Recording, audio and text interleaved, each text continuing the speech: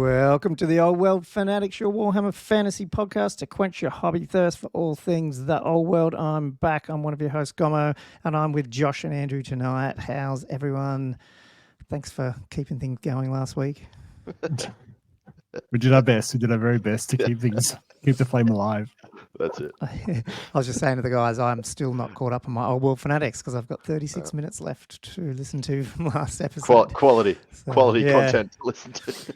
You've been recovering from your holiday. Yes, okay. so recovering in more than one way from coming back from Bali. Not to get too descriptive, but for those who've been to Bali or whatever, Southeast Asia, I guess you know the things that can happen if you go there. And yes, me and my wife both. Well, actually, I had something over there, and then we got back, and then the day after, Kate's just gone down. So fun. So more drugs next time, I guess. I don't know. Don't eat the oysters. I don't know. Cool. Anyway, we are back with, again, I'm going to describe this episode, if people haven't looked at the title by now, as the most self-serving episode and topic I've ever brought up.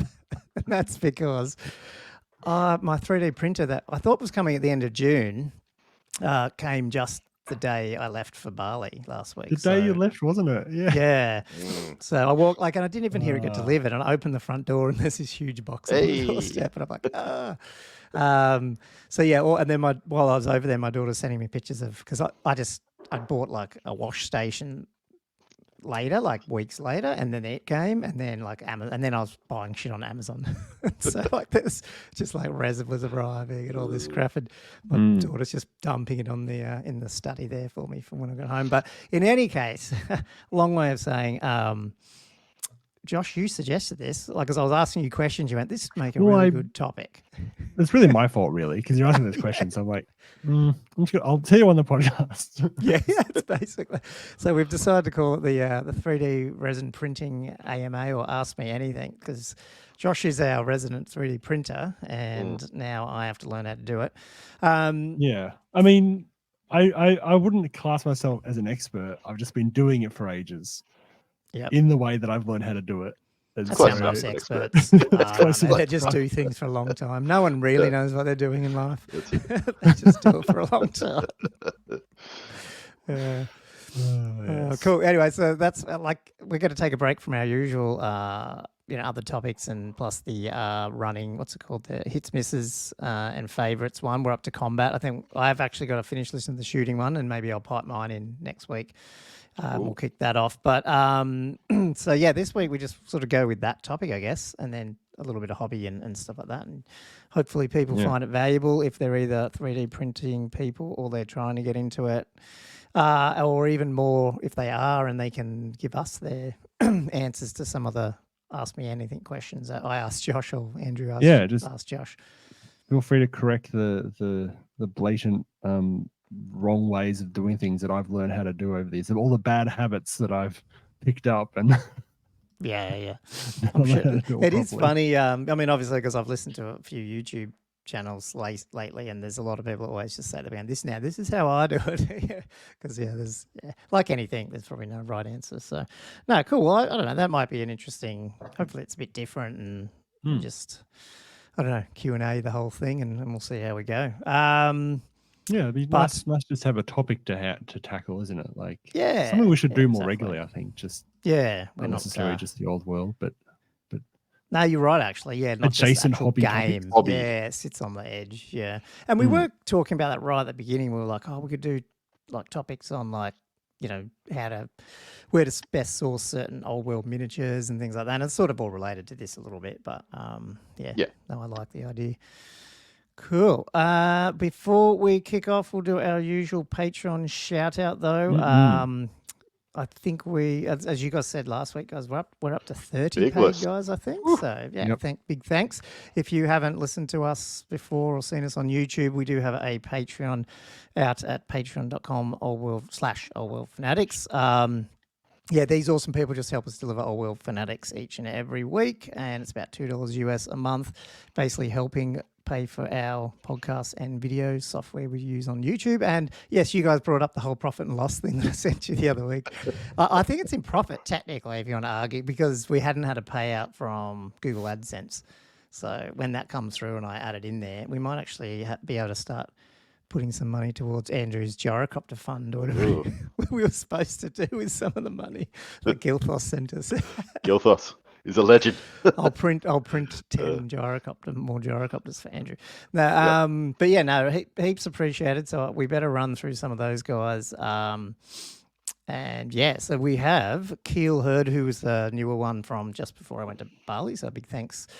David Lancaster, Tom, Matthew Klein, Thumper, who will be on next week, because that is Ben, who is going to be on next week chatting to us about Belcon 2 that Andrew and I are going to in Canberra at the end of the month. So yeah, it's nice to know who's actually behind these names sometimes, because so many of these names are like so mysterious. I'm like, I have no idea who most of these people are.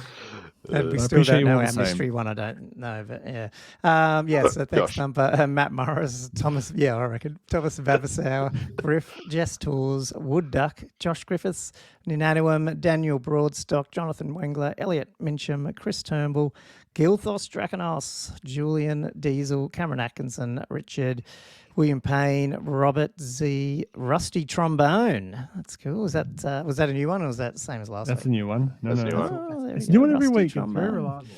Well, only there wasn't one when you went overseas. I'm just saying. That's it.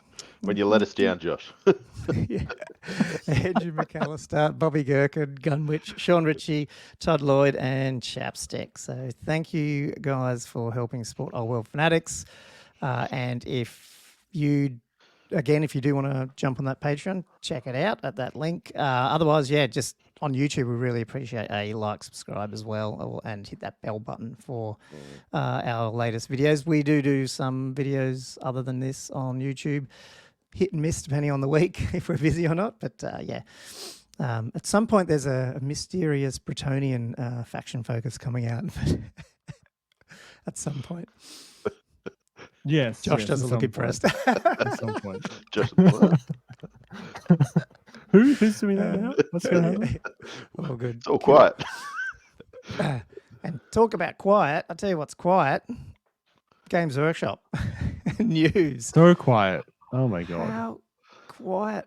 I mean, is it quiet before the storm, or I don't know. It's who knows? It is. I don't know. Because they said the dwarves were coming next. That was back in March, wasn't it? Yeah, so I saw a post, I don't know which one it was, but someone did the date, and it was like 11 weeks ago or something like that. So it's pushing 3 months. Yeah, it is. If that was right, I didn't double check, but yeah. It's just a bit of shame. And the only thing, so all I'd heard was, I mean, they're talking about, I haven't read the article, but it sounds like they're going to be telling people when AOS is coming out or when you can pre-order, and it's 2 week pre-order, but it's still, that might be, you can pre-order it 14th of July. They might have, I don't know, unless you guys know, it still might be in July sometime. And then I'm pretty sure there's a couple of 40K stuff this week, next week. So you're getting to that end of June, unless it doesn't come then, I can't see it. I don't know, would they ever do it just before, a week before the And hasn't all the old world ones been 2 week pre-orders as well? Yeah. Isn't it usually 2 weeks? Yes, I don't know. I don't know. We're running out of time. It's blowing everything else out. That's the problem. It's like there was kind of bang, bang, bang. Now it's just yeah. Now people are buying 3D printers and exactly. printing. Being impatient. Yeah. Yeah. It's a bit frustrating, but it is what it is. So no news, and I didn't even last week or the week before I was skimming some news rumor Discord channels and didn't find anything, and I don't know if there's anything more, but yeah, bit sad. But anyway, tournaments though, people are still playing the game though. So did you guys, Andrew, you want to run through some of the tournaments? We added a couple, I think. At least these are Australian ones. Sorry for the international ones. I'm sure there's heaps overseas, but we just give our local people a bit of a heads up. For some of the local ones we've got coming up. I haven't got the run sheet up, guys. Sorry. Sorry. Poor Andrew, he is in the middle of selling a house. I'm all over the here. shop. Thank you, man. I'm all thanks over for the being shop. on. Yeah. It was a close call. I was almost going to say, "Oh, I can't make you guys," but yeah, Yeah, I'm here. I'm here. Yeah, You're a legend. yeah, Yeah. nice. Yeah. Well done. No, well, that's cool. No, we've got so winter's still coming up in the next week and a half, I think. Not this weekend, next weekend, I think it is in Queensland. That's been there for a bit, but it's almost up. Almost here, I should say. There's probably a couple little one-dayers I'm missing here, but like we've got Belcon 2 the end of the month that I just said. Gathering Darkness is pretty much. Is it filled up yet? I thought it was getting pretty. Yeah, it was full. They Yeah. had one dropout, I think I saw, so they were looking for someone else to fill it. Okay, I think cool. it was That's the yesterday. first I'm not sure- I'm weekend not of sure if that got July. filled or not, but yeah, it's Yeah, okay. the first weekend in July. I also just saw there was another one in Melbourne this weekend. Oh, wow. Okay. At Warpling's Wargaming Club in Flemington. Oh, in sorry, the I did see that one. I northwest. put up there. Yep, awesome. Oh That's cool. yeah. Saw that. But too. I think it's a little one. It's like it's only 12. Yeah. Sorry, 1250 points, 3 games, 1 day. Like an intro type thing. Yeah, okay. Yeah, I think so. Yeah, Not sure how many people actually signed up. Sorry, you finished, What? Josh? Hmm? Oh, sorry, I didn't want to interrupt you. I was going to say to Gommo, if you wanted to mention, or well, obviously we can mention Belcon 2. Ben said he No. got more positions available because he filled up, I think. yeah, Or true. Actually, is I was looking at possibly No. getting more positions. Yeah, no, I think it's gone to 20. Yeah, sweet. Yeah, so filled up 16's going to 20. I don't know if they've got room to go bigger up, but like once that goes bigger, I'm not sure. Yeah. But one thing to note on that one too is the guy who runs the store, I think, is doing a intro night on the Friday night if people want to, Ooh. if they are coming or they're around that area and aren't playing the tournament but want to sort of play or learn. Yeah. I was thinking, Andrew, it depends when we leave and stuff, whether or not we try to get down for that or not. I don't know, but well, who knows? We'll see. But yeah, that's so basically a little Friday night old world game sort of section as well. Little warm up. Yeah. And yeah, there's a new one in Orange, which is in New South Wales on the 20th of the 7th. Clash for the Isle of the Ancients. Is that a one-day, Josh? Did you know? Yeah, I think so. Yeah, I think it's And then we've got another one on the same weekend, very close to us. Good Games Maitland's running one as well on that same 20th of July, which is cool. And we got Castle still coming on the 10th, 11th of August, and the Old Hammer in Blacktown, August 17, the week after Castle. So there's a few popping up. New South Wales was a bit dry there for a bit, and then suddenly we're getting, that's our state for the international visitors, our listeners, not visitors. You're welcome to visit. But now they're all starting to pop up, which is good. No, Yes, and also to clarify for national listeners, we do have a town called Orange, Yes. not a fruit. That's right. And it will be bloody cold at that time if you went out there, I'd assume. Might need a jacket. Yeah, cool. Anyway, so there's some tournaments coming up. And as I said, we're going to have Ben on, who's running Belcon next week too, to chat pack and how they've been going down in Canberra. So close there. Yeah, it's a legend. Yeah, we're going to go to the main topic in a minute. It's basically a hobby for me. So I thought what I might do is hand over to you guys if you did any hobby while I was away and all that sort of stuff. Yeah. I did a tiny bit, but Yeah, it sounds like you've been pretty. Well, Andrew, pretty I mean, not to butt in again, but really you're moving for hobby, isn't it? Let's be honest. Tell us about that a little bit. Oh, well, it's kind of good and bad because, the new space has got a large shed, which I'm hoping I can get a dedicated space and actually put a little, painting area. So I can't make excuses up for not doing hobby, and maybe like a bit of a camera setup similar to what you've got. Yeah. Maybe a little studio and a room for a table. But yeah, the missus also had some ideas about while we're moving, it's a good time to de-hoard. So I'm just trying to divert that sort of mentality. Discussion or the mentality? Fair enough. Yeah, it's not hoarding. It's a collection. It's a valuable collection. So it can only. Yeah, I know. We talked about this value. the other week, Yeah, didn't we? About like, is this hobby bad? For, I don't know, like, if you want to be can you be a minimalist and still play this game? That sort of. Yeah. I mean, you I went can. out- but yeah. It's very tempting not to. Yeah. Yeah. Like I went. Sorry, just on that topic. I'll keep hopefully people don't mind my tangents, but I was the other weekend. Our friends invited us for what they've stayed out at a tiny house for a weekend, and they said come out just for the Friday night, have a fire, and check out the tiny house. So I went out there, and it's nice and everything.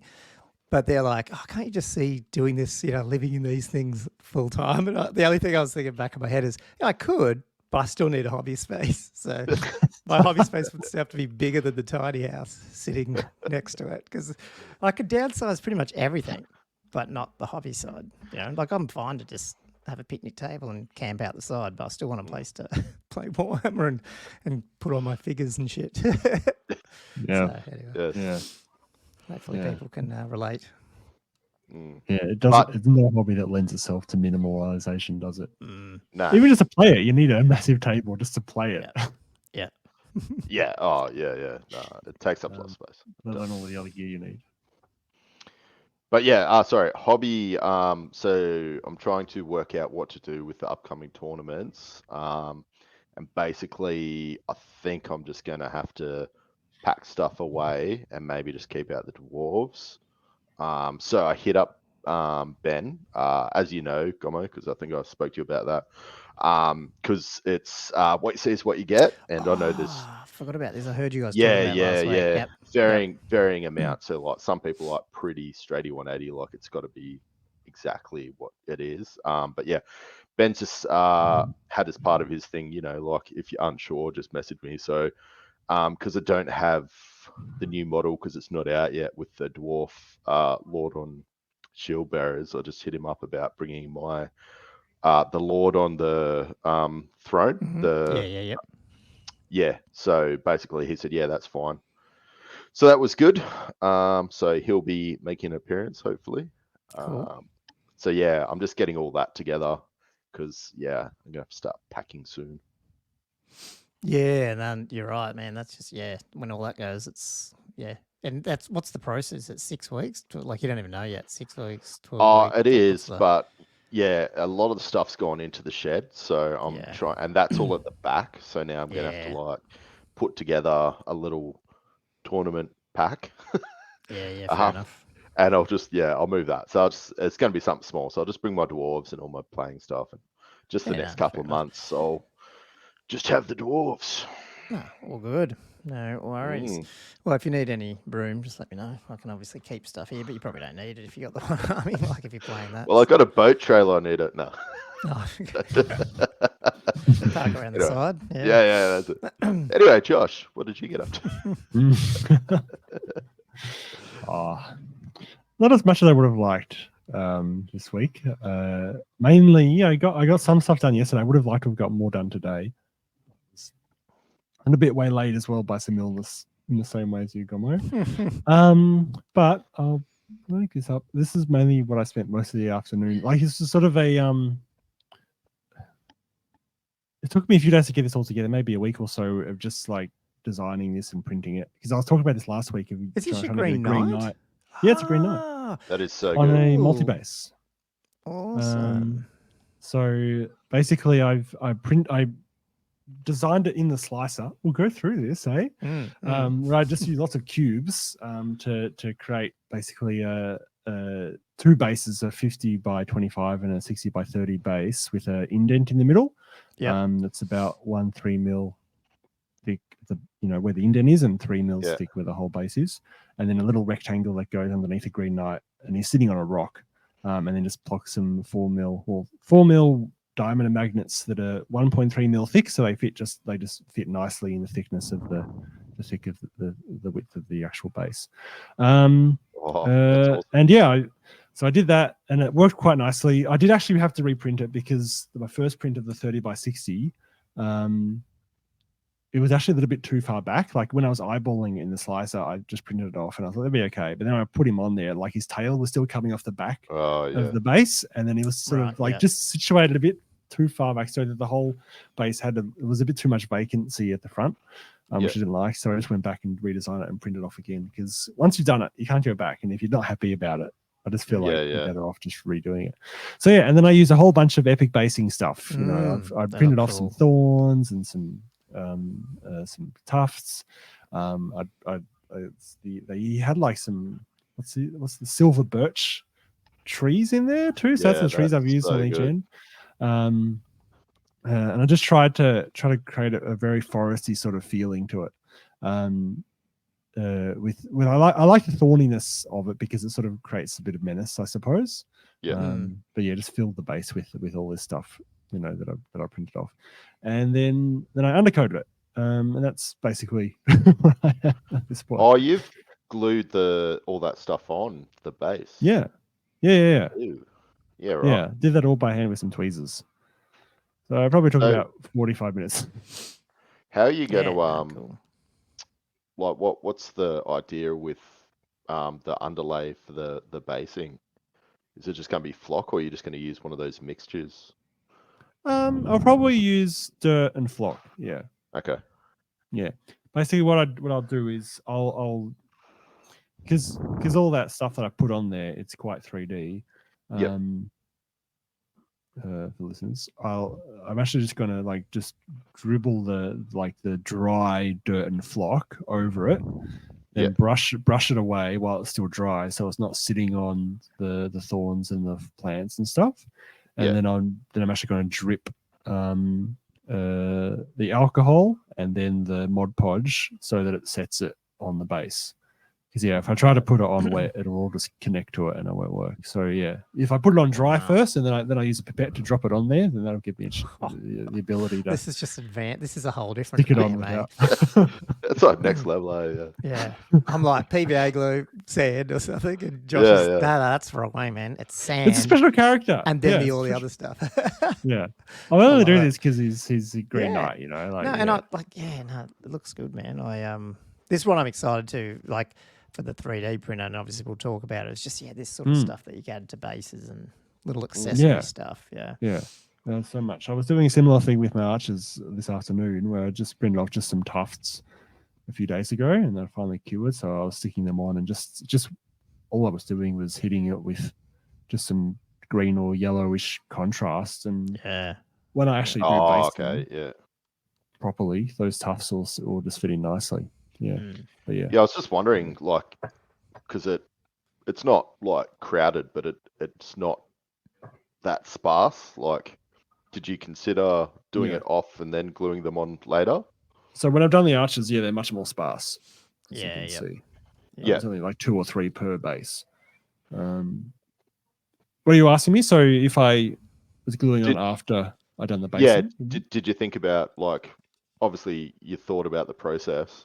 Was there reasons behind why you didn't paint them and then put them on? As in paint the plants? Yeah, first so off tiny. basing. Oh, okay. They're so tiny. It'd be a real headache to try to paint them when they're not attached. It might just look big because it's so zoomed in, because they actually look quite big. But now that you're saying that, yeah, it's because they're all sort of together. With the picture, because the picture's so it's quite zoomed in, so they actually look. Yeah, but that makes sense. Yeah, it's quite intricate work to try to each one with the tweezers to get them on. Yeah. So in theory, when you print them off, you print them off on a sprue, and I guess I could potentially, in the past, I have sort of left them on attached to the base of the sprue, and then just sprayed them like that. Yeah. But the other thing is, if I was to base it and then try to stick them on, I might have problems with adhesion because they might just be glued to the dirt or the flock. And then if I don't glue it properly, possibly fall off. It falls off. The other problem with the super glue is if I super glue them on, if I use too much super glue, then you get that shiny sort of puddle around it, which can be quite visible. So I felt ultimately, this is probably the easiest way to do it. But I know there is you got to think about sometimes the order in which you do these things for sure. But I mean, what you did, going right back to how you built that little adapter, so you're gonna have 2 different. So the base you've just built is for Old World. Yeah, that's a 30 by 60, and then I've got a 50 by 25. Yeah. So the one I've done where I've actually done the basing material on it is the Old World base. Yeah. Yeah, cool. Yeah. I've never run the Green Knight in 6ed, and I don't think I particularly have any plans to, but I just wanted the opportunity to do it. Yeah, just in case. Yeah, no, fair enough. Because I was going to ask, because one thing that you guys did brought up last week that I listened to was, Andrew talking about his scave and how he's trying to work out how to lower, I guess, rebase them, but not rebase. Like keep them on a round or something, or a square that will fit into a round for AOS, that type of stuff. And keep my options open. Yeah, and I mean, obviously, what Josh has done there is sort of what I think you guys might have talked about. But I was also going to say, people have built, and I know Mountain Miniatures did it, or at least not. Who's Mountain Miniature? What is it? Mini Wargaming. On their store, they've got particular smaller AOS-y style bases, particularly for that, so then they can fit inside a square on Old World or a bigger oval in AOS. So it's obviously becoming more common. So yeah. I mean, the reason I went with that particular design rather than the normal thing of basing him on a 50 and then having a 60mm adapter is that when I'm doing a base like that, it just wouldn't work that well if I had to do it around the groove, especially something so scenic, which is why I went to the effort of giving him a tiny little 15mm by 10mm platform to stand on and then magnetizing that to whatever base. I did. I mean, back in 8th, I did something with my Zench guys where is it the Zench Herald, or the Herald Flamer Herald dude that comes on the chariot, but he can also be separate. Or like I've had this 50 by 50 base plus this. I think it was a 25. It was a smaller one, and because there was 2 different options he could be used in, and he was just magnetized on his basically a little bit of his foot or something, and then you could just put him on either one. So, yeah. I don't think Josh has got many problems winning painting competitions in tournaments, but I think that's going to be a massive centerpiece. Like that, if you're on a podcast, I'd highly suggest maybe just jumping on the video and forwarding to that bit, because just looking at that basing is absolutely insane. I don't think I've seen anything that detailed before. Like just with those birch trees and how detailed, the bark, and just it's just next level detailed. Like it's incredible. Like it's I'm so surprised. Josh sculpted them all himself too. Yeah. Thanks, Andrew. I'm just it just seems like, as technology increases, you just get this, like the minis are going up in detail, but it's now almost the scenics are just that's nuts. Well, the good thing too is I feel like it makes the miniature painting a little easier, because sometimes if you're not that good, or you want to do something quicker and do contrast or smash an army out, everyone always says the base makes it, which I think it does in terms of consistency and stuff, but you'd use an extra few of these little tips and 3D parts and stuff, and suddenly the whole thing looks so much better, even though it's your paint job. You may never get better than you are now in terms of how good you are at painting, but you can do a little bit more around that stuff, and then suddenly the whole thing looks better and more themed. And it just pops out, doesn't it? And having sculpted parts for the scenery, I don't know, it ties in the mini with the base much better as well. True. It takes it to another level, doesn't it? So do you still use normal tough stuff, or are you starting to move to, it depends on, you still a big mix of... when I base the archers, I'll still be using tufts with the 3D stuff, for sure. I probably won't put any tufts on the Green Knight, maybe 1 or 2, but I don't need it. I filled that so much. But I that level of effort, I would only do for him. I'm not going to do that for an army, because that would just be ridiculous levels of effort. And also, I don't know, with those tufts, I feel like there's a real judgment call about how much to put on as well. If you put too much of it on to every base, I don't know, I feel like if you got the wrong size or something, it could look like they're just drowning in basing material. Less is more, definitely. Less is more, you can overdo it. And if you've got you print stuff that's 5 or 6 millimeters high, and you're sort of putting it around your guys, they can sort of just disappear slightly. You won't be able to see their feet and everything. But having it as an accent and having it there to sort of set off the base, I think it's not something I've been able to do very much up to this point, but I think the more it really does work nicely. No, it looks good, man. It'll be good. Because so what have you got left? You got a fair bit still on. What did you say? You're still doing. So you got that guy is for your list for Old World, but you're still doing the Peg Knights, painting them. Or the Peg Knights. No, I haven't got. Okay. finish them. Yeah. I haven't even started the second unit yet. I've got like maybe half of the first unit done. Those pegs. Right. Yeah. The arches are mostly done, but I need to do the basing, and there's a few elements that I haven't finished on the arches themselves. And yeah, good with the Green Knight, and I still haven't done the Lord on Pegasus either. I've got him like primed and stuff, but I haven't decided. Yeah. So I don't think I'll be done before the end of this month. Did you have the handmaiden on the unicorn? Was it handmaiden? No, I don't have it. It isn't. Yeah. Oh, okay. No, Maybe he never didn't bought get it. He went to try to get it. Is she in and it stock was again? out. Oh, I don't know. I haven't even checked. I give did up hear a checking. story like a month ago or something where it came back in stock in the US and was gone in 7 seconds or something again. Oh, So, God. I don't know Yeah. about here though. It's so ridiculous. Yes, and I haven't really been trying to get her. I mean, yeah, as you just saw, my list of stuff I need to get done in the next 6 weeks is well, not even 6 weeks. Well, depends what the timeline is. Am I trying to get it done for the 6th of July? Am I trying to get it done for Castle Assault? You know, Yeah, true. I'm just not sure about to get done for the 6th of July. They're both 2Ks. Yeah, 2Ks. Yes, I'm intending to take the same lists, unless after Gathering Darkness I decide to change it up completely. Yeah. Which could happen.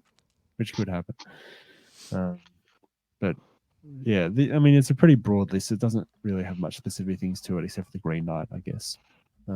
So it should be covering most of my bases, even if I do decide to change things up a bit. Yeah, it's looking. That's good to see. And Andrew won't have. You'll just be doing the dwarves, and they're pretty much done. So, yeah, awesome. Yep. I don't know what I'm doing. Hobby, like in terms of. I'll work that out this week actually, because for next. Your list.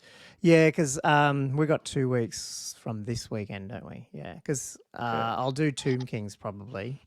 And in that case, I did start putting my second casket together. So there's a chance that I might just have to smash that casket out and then take my sort of normal Tomb King list, maybe with the Tomb Guard with it as well, and just put the double casket. But I guess the option is I'm considering a list that has like more skellies, like a big just arsehole unit of them. How many, rather than the 60 or Tomb 120? Guard. No, not that many, but just a big unit that's just going to be an amble, and then, but the two caskets, and I don't know. That's the thing. I'll have to play around with it, and not get too sidetracked printing random miniatures, I guess. So we'll see.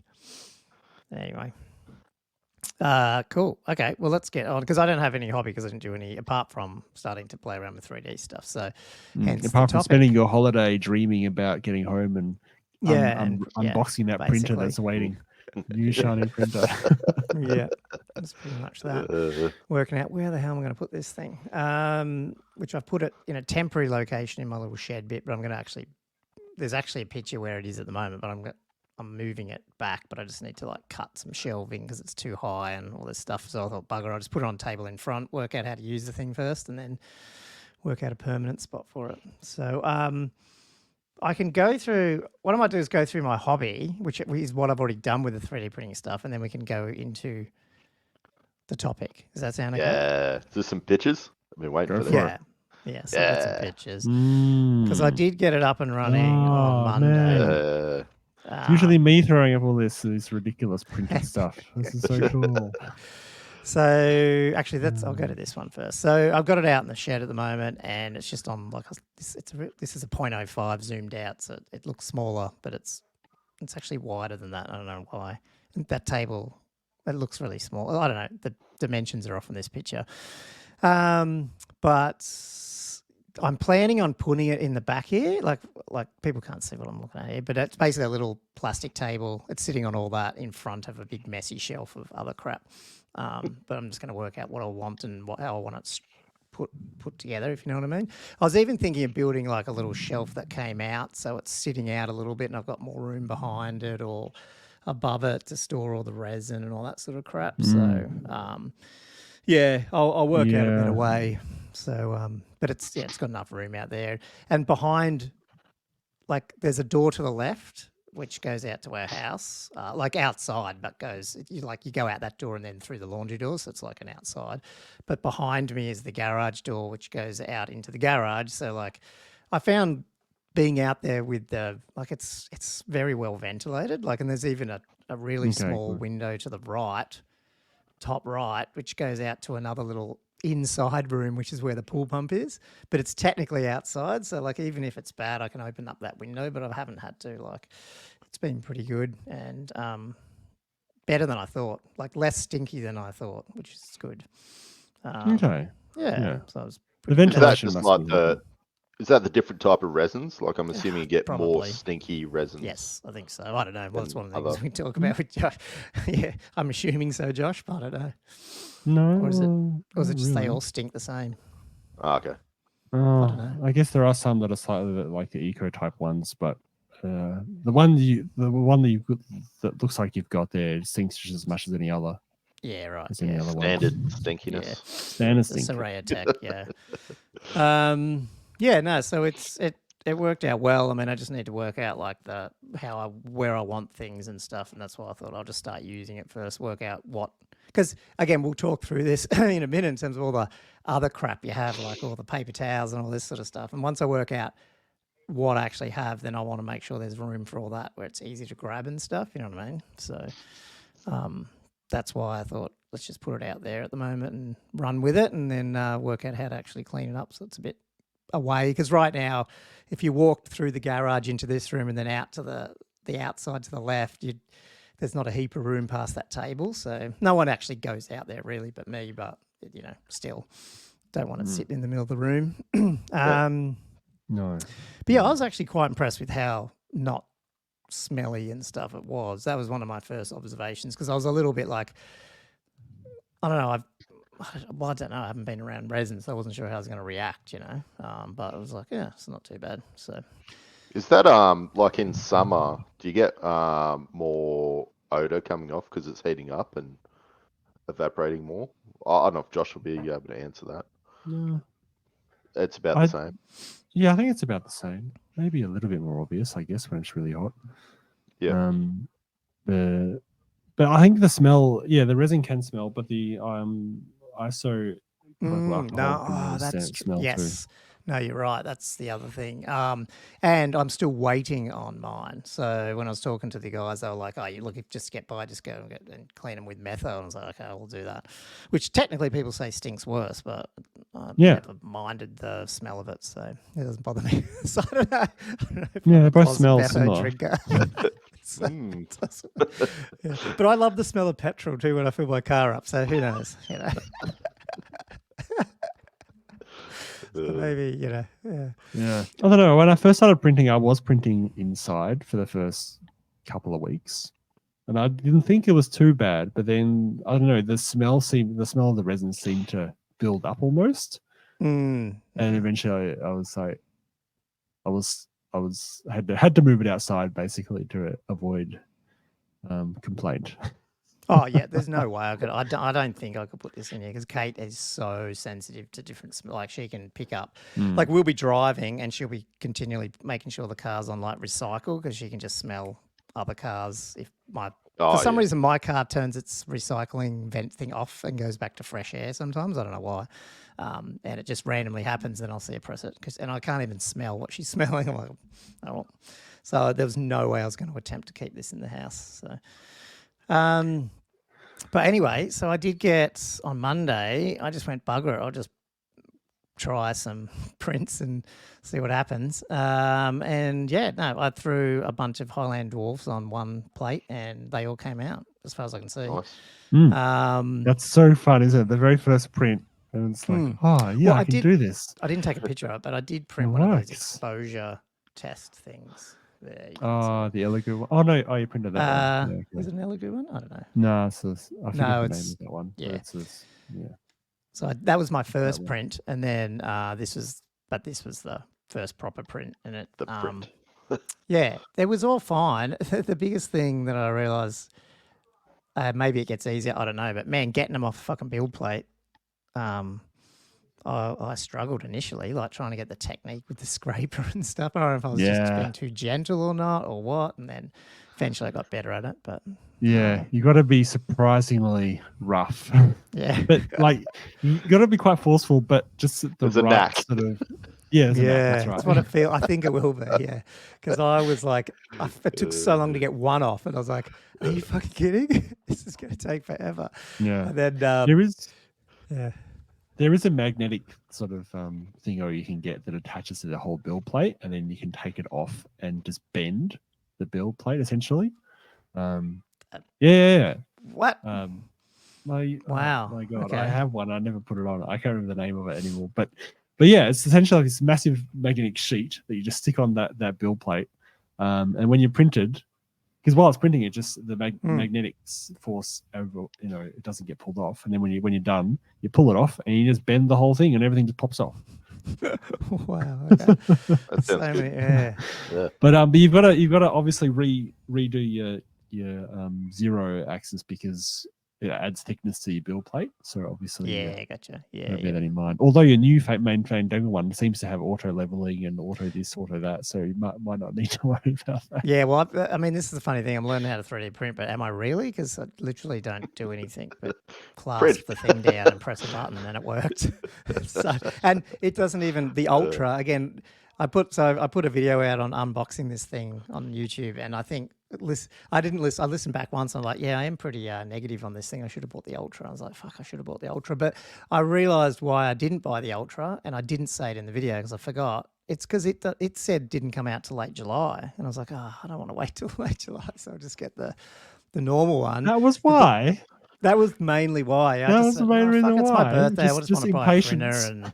Yeah, it was impatience. But the fact is, like Josh, you said you've been using yours. You don't have Wi-Fi. You don't have a video. And I was like, it's a fucking 3D printer. But then when I've got one, I'm like, oh, actually, the Ultra's got like that. It uses a different, the VAT actually comes down as well, right? Like rather than just using the build plate for the suction. It's got all these extra things. I was like, God, maybe I should have spent the extra $150 and got it. But well, when you get the Ultra in a couple of months, Gommo, you can sell me this.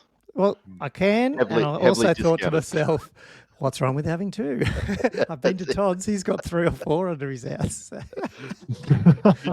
He took me down there the other day and showed me it was gold. Yeah, he's got 4, I think, doesn't he? I think he's got 3 resins and FDM. There was a lot of stuff down there. Yeah, it was good. That's ridiculous. Anyway, at least what I remember. But yes, I can do that too. That's fine. Yeah.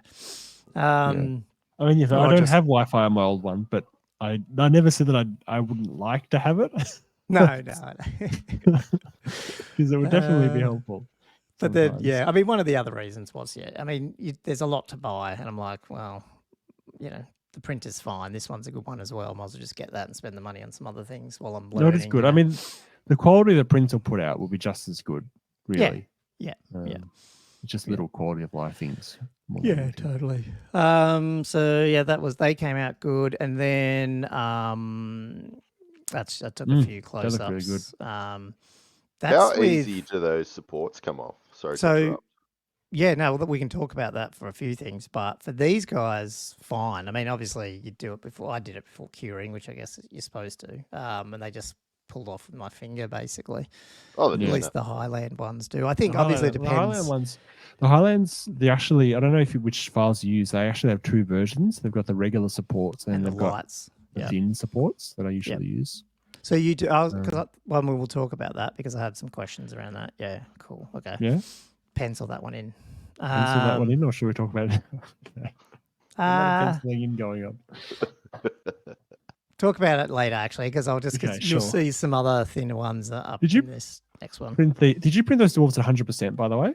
Yeah, I did, because I couldn't be asked. I just went, I'm just going to print them at 100, see what they look like, and then I'll work out what I want to do. Yeah, they're pretty big. 32?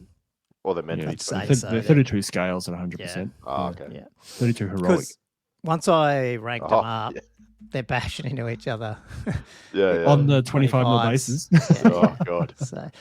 They're not dwarves. Yeah. They're chunky. So I don't know. I might bring them down, but the more looking at the collection, I'm like, well, I could just print all Highlands and have more Highlands. I don't know. But yeah, we'll see. You could do. As long as you're consistent. I usually find I print them at 87% to fit in with the old hammer scale.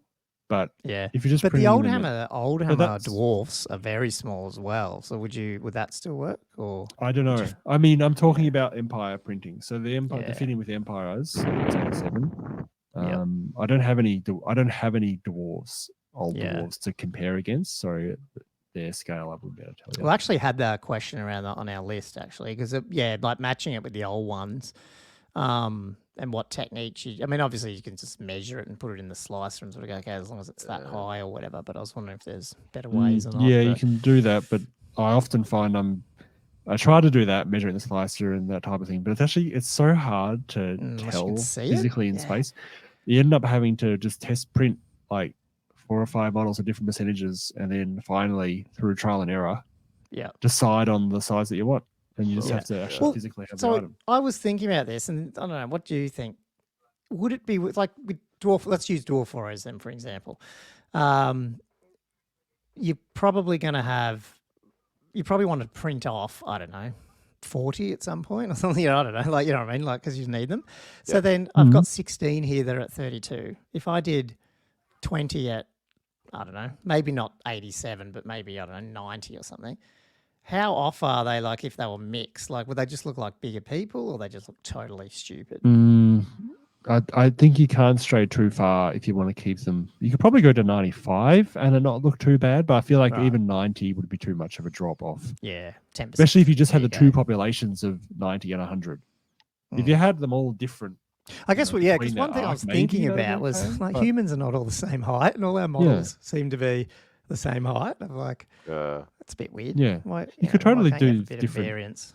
Yeah, you could totally do some variants, but unfortunately, you wouldn't be able to do everyone at 100 and then the other half at 90, because then that just looks artificial. If you know what I mean, like you would have to do. Yeah. You'd have to do variants proper, like a proper bell curve. Proper bell curve. That's right. Yeah, fair enough. Scale wise, I do have a point. Is if you're going for old world, and old world is obviously scaling up. Yeah, true. Maybe you do plan on not going too small, because you're going to have the same problem as what you've got now, where you've got, the Bretonian lady on the Pegasus that is about, she looks like Brienne of Tarth, like she's a big lady. Yeah, no, I think that's a good point. It's a good point. I guess, like with the dwarves as an example, you probably just wait. Potentially I'd see what they, is it the scale. The couple of new heroes they're bringing out be good examples. You put them, you put like the old dwarf, because you're not going to use really old dwarf stuff if you're going to do this. You're probably going to use like maybe, I don't know, like see, this is the thing. Like I was thinking, well, I've got gyrocopters, but then I'm thinking it doesn't really matter. They're gyrocopters, and even the guys in those gyrocopters aren't even close to the scale of the other dwarves. Well, you've they got look like little babies. Is that the old school gyros? No, just even the newer one. He's tiny, isn't he? The guy that's in. Yeah, but you've got if you've got like a new Longbeard or a Hammer or Ironbreaker or any of the new models, they're actually quite a bit larger still than the Warriors, which was sort of like that. Yeah, no, that's 6th edition. Totally, yeah. Like, so if I was going to use those and mix them in, like it's really just the Warriors and like sort of that core, and then I'm like, well, yeah, maybe it doesn't matter that they're a bit bigger, but no, look, the point's taken for sure, Josh. Though, like having a look at how they mix in, and especially if you're mixing them into an existing army, that's where you got to look at those scales. I think so. Yeah, it's an order of magnitude. Like certainly within the unit itself, it needs to be cohesive. You can get away with a bit more mixture, I think, across the army if you're trying to do different types of units. But also depends on how much you actually want to mix in old Hammer stuff, or whether you just go, I'm just going to print it all, or just use the newer stuff. It's going to be big, as Andrew says, a bigger scale anyway. We'll see. Like, again, it depends on what you want to do. In my case with dwarves, I'm like, I've got my mate's old dwarf stuff that I always felt like I've been set on the pod. It'd be good to get him up so he can play. And then I'm like, print these guys. I'm like, mate, why don't I just print a whole Highlands army, just leave them in the drawer? Because I don't know, they look better half the time anyway. So I don't know. Anyway, cool. I did that, and then just before the pod, like an hour before we kicked off, I just tested out a piece of scenery as well at a higher, like what's it called, layer height. Because we'll talk about layer heights. I think it's layer heights in a minute, Josh. But this one's like, so technically lower quality, but I just wanted it to as fast as I could. Like I got it printed in like an hour and something. And it's at 95% because it couldn't fully fit into my. It's still going to fit. Yeah, it had to. I mean, obviously you such have a it big tilted build a little plate. bit for. Yeah, it's just it's still not very deep. It's wider than the old Saturns, but it's still only like whatever it is. I can't remember what it is, 180 or 100 and something. But yeah, I bought like this $7 set of rivers, and they're pretty good. And so I thought I might start just over You could time, print that on its print end, them I out. guess. Yeah, well, it's That printed. would fit. I You only could print like wanted to 5 do at one once. quick, so I didn't want to tilt it too much. I obviously tilted it a bit to have supports and stuff. But yeah, you're right. Like if you wanted to print a lot of them, you could fill up that whole volume heaps better, and then get more out. But then it'd take like bloody, I don't know, 9 hours to print or something. So Well, yeah, just set it overnight. yeah, exactly. I just wanted to get this out before the pod, so I just did it quick, and it came Yeah, out. And I was it more looks looking good. at the quality, and it actually Yeah, came it's out cool. okay. Yeah, no, it I looks really thought, good. like, you can see the little, the little ripples on the water and stuff still, which is pretty good. I hear like they put some. Anyway, yeah, so that was good. Just $7. Yeah, I mean, so- unfortunately, the ripples are so. I can see they're so shallow that you are getting layer lines a little bit visible. Yeah, on them. that but would then be it the comes back to point. your layer. Would that be the higher layer height that I put on it then? What layer height did you put on? I did 0.1 Ah, because you do yeah, 0.025. 0.1. And then I Point put one. Yeah, so this print would print fast. Yeah, okay, just to get it out. That's, Yeah, okay. yeah, that's what I wanted to see, and I wanted to see if I could see that. And I thought, for train, who gives a shit? Might be okay. Yeah, because your XY resolution is like 0.02, I think, on the Saturn. I think it's not a square one. It's like 0.17 and then 0.24, I think, in the other axis. So to do it at 0.1 is just like makes me sad because you're completely ignoring that really nice fine lateral resolution because the vertical one is so wide. Anyway, but yeah, I can see what you mean. You were just trying to get it out before the pod. Makes sense. Yeah. I want to see if it, like how bad does it look when you crank it out, and if it's terrain, is it okay to do it quicker and crappier and get it? I don't know. I reckon it's That good was sort for of the terrain. idea. Yeah, that's good. Yeah, it looks really good. So this is my first failed cast. So basically, I bought a war. Gotta happen. A Gore chariot thing. Happens to us all. Get it right. Beastman Gore chariot. Is that what it is? Yeah. And I laid it. I just throw it on auto arrange. It was all pre-supported. I was about to print it. I went, I wonder if I can get 2 on there. So tried to get 2 and it wouldn't fit. And then I went, what happens if and I sort of pulled in like a skeleton and I think I pulled in one of those Highland dwarfs. I went, it's pretty big. Maybe I'll just bring it down. But I brought it down to like 85% and it fitted on fine. And I printed it. And technically it's too small. I don't like it's too small. But on top of that, this chariot just fucking, I don't know, it must have been because it's pre-supported and I've just scaled it down and I'm assuming that was the problem because all the supports scaled. Is that right? Or what happened? I don't know. They do look quite thin. Yeah, they are. So And this is going back to that. They are super thin ones. And I feel like they're even thinner again. So I don't know if they all scaled down and then it just... I think those were quite thin supports to start with. And I think the scaling down has made it a bit worse. I do find even the thin Highland miniatures, I can scale it down at 87 and still print fine. Yeah, but they those ones must have been really thin. Oh, you're saying the thin Highland ones, and you can still scale them down. Yeah, I scale those ones down and it still prints for me. Yeah. But those ones look really tiny. Yeah, so I didn't bother cleaning it up. I mean, I didn't finish doing them. I just thought I'd put them on the pod and show you. But yeah, the other one worked fine. It's the same, exact same model and everything. Just for some reason, it's funny that sometimes they work and they're not. Yeah. But this is the guy on full, full scale, and he came out okay. I just quickly glued him together so I can just see what he looked like. He came out okay, but now this is not 0.025. Because you did yours at 0.025. Yeah. And I was layer height, and I don't know, heaps of things I was reading, people saying, 0.05 is fine, like you can't really, and like a guy who sells STLs was saying, I sell all my stuff at 0.05, no one complains.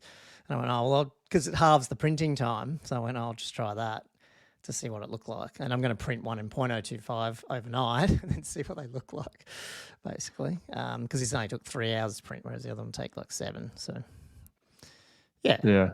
I always I print don't at 0.025. I feel Yeah. like once you printed it, you can't change the quality once it's done. I don't mind waiting a bit extra, longer. To be honest, if I had a Saturn, if I had your one, I would be compelled to go To up go 0.02 because Yeah, that is the lateral resolution of Yeah. it. And I think, like, too, Because my I guess the Mark other III thing, it's 0.035 laterally. So if me going down to Yeah. 0.025 is really trying to maximize push it. the boundary. Yeah. I think the other thing too, I feel like, yes, if you're doing like if you're trying to crank out an army or whatever, I just feel like, I don't know, maybe it's, I don't know.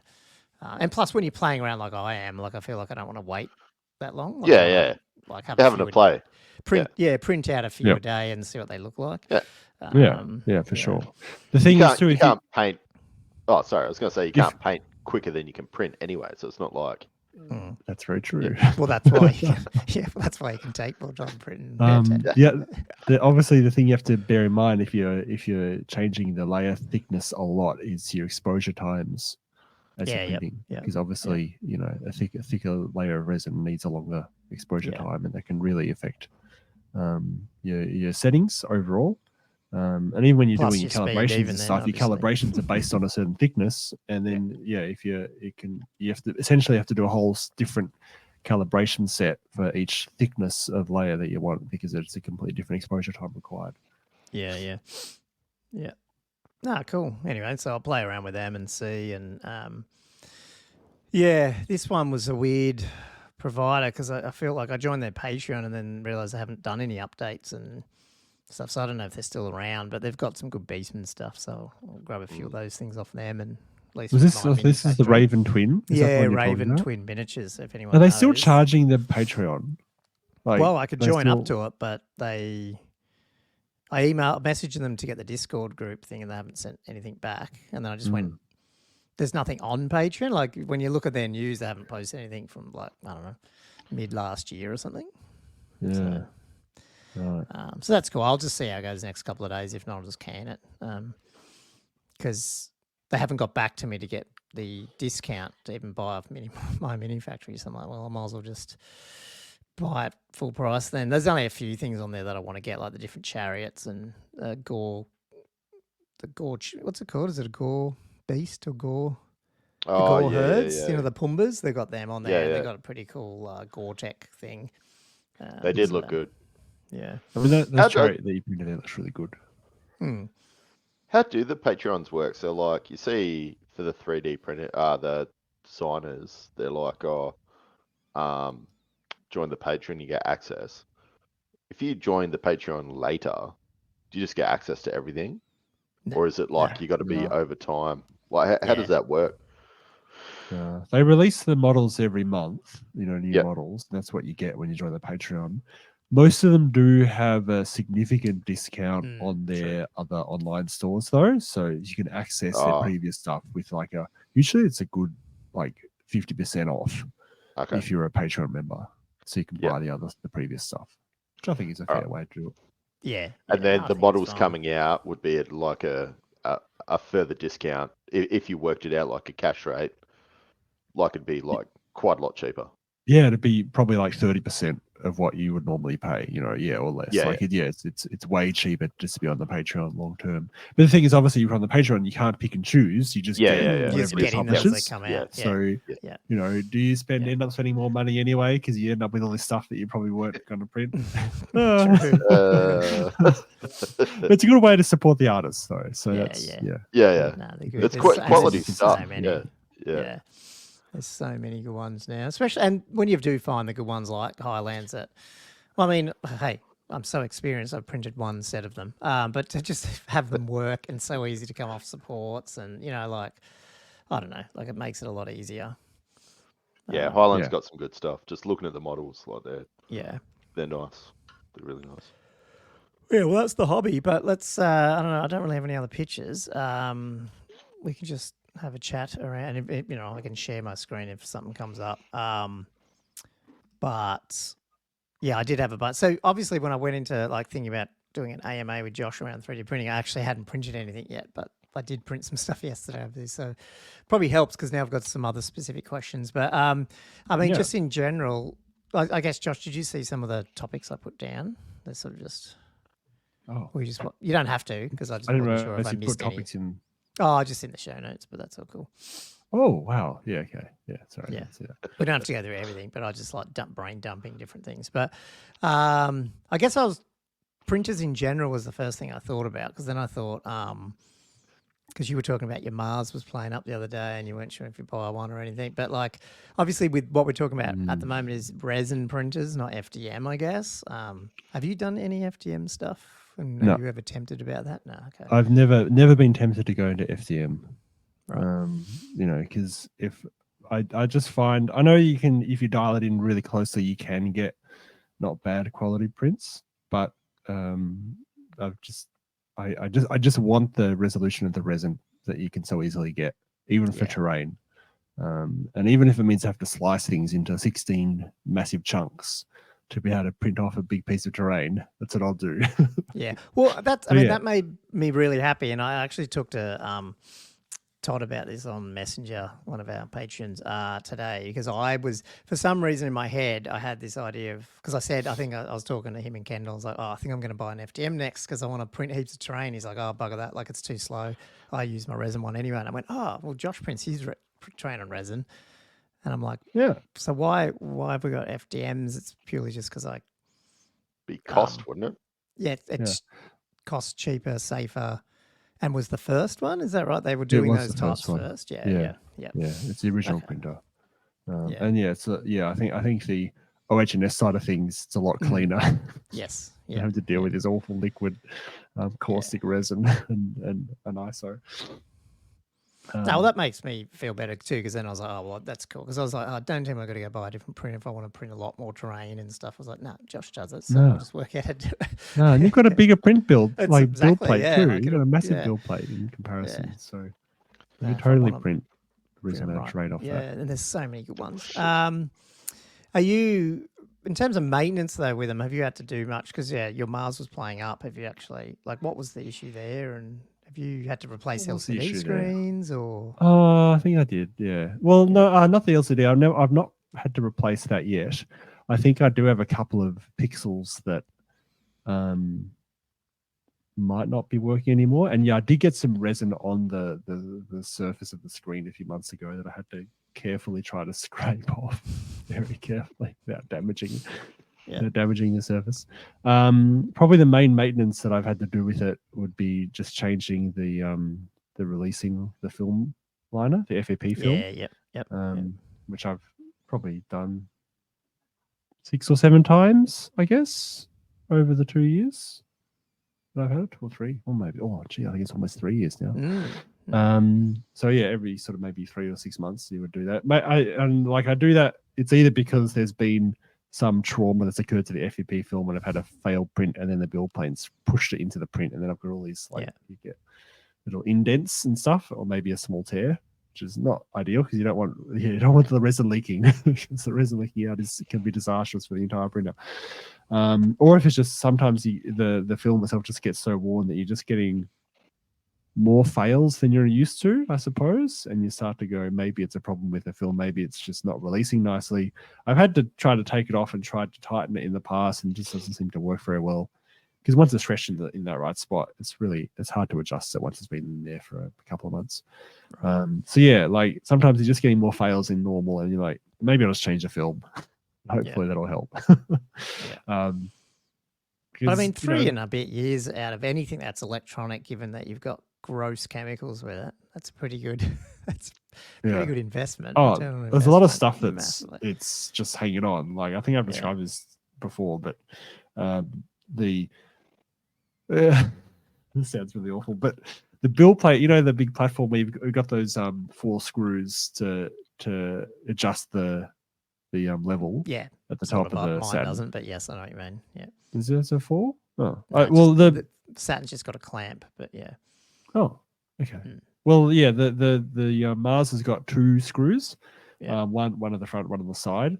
The front one is no longer working. I've tried to replace that screw, and I can't. So I've only got one on the side that I can work to release and then tighten when I've leveled the build plate.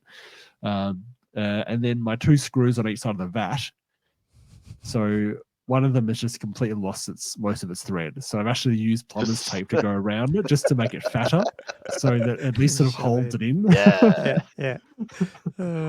Make a mechanic of you yet, Josh. It's going to break off and be going up with the printer or something. Yeah, exactly.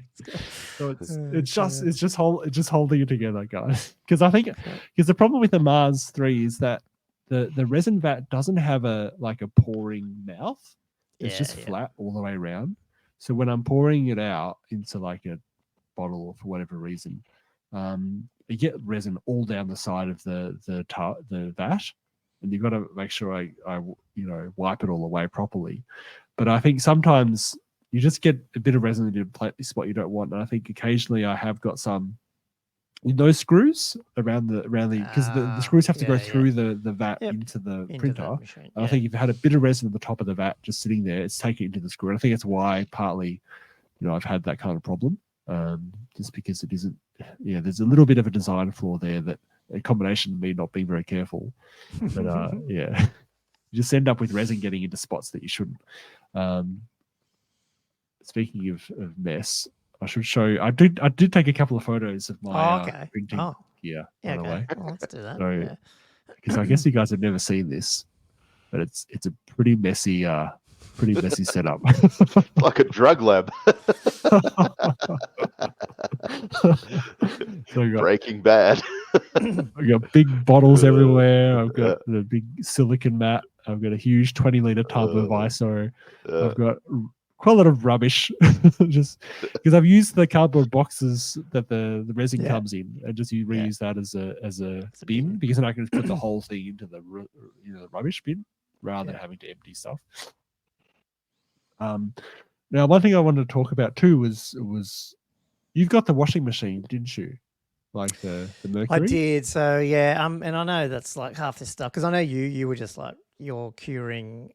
Oh, you were just washing in a tub yourself, or when these ones, and then you even said you didn't have a cure machine, but then I was just like, I'm just after lazy stuff as well, and it worked okay. But I'm going to do a 3-level or at least a 2-tub system, I think, from reading it. So it sounds like you're doing something like that. Is that a thing? Dirty one and then a less dirty one. Is that what you've been doing, or like what? That's what I've been doing. Is that something that's people recommend? I just it's called the Josh method. No, I don't know that. Yes, people do recommend it. Yeah.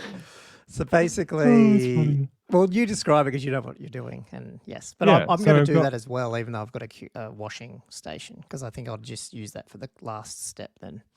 Yeah, I started off just using tiny tubs, and it was really sort of messy and impractical, and I ended up using the 3 kilo raw honey plastic tubs that could hold maybe good size, but not too big. 3 or 4 liters. Yeah, not too big, because I also found at Daiso this little sort of strainer.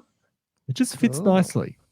Just fits almost perfectly into the honey tub, which means I don't have to handle the resin that much once I've stripped off the supports.